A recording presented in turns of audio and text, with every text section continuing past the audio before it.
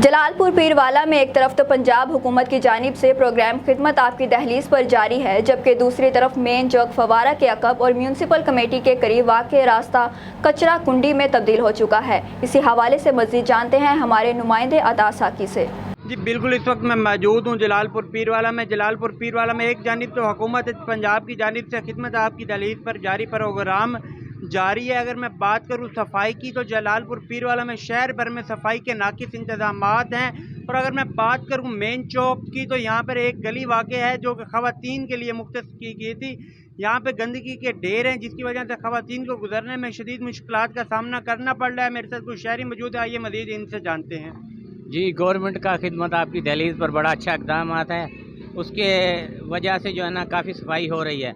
अच्छा, पर जलालपुर में हमारे एक छोटी गली है जो ख़वातीन के लिए फ़िक्स की गई है।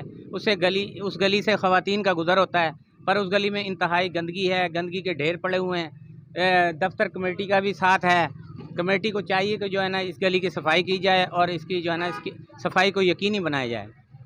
जी बिल्कुल, शहरियों का यही कहना है कि हमारा हुकूमत से मुतालबा है कि इस गली की सफाई कराई जाए ताकि ख़वातीन को गुजरने में मुश्किलात ना हो। जी।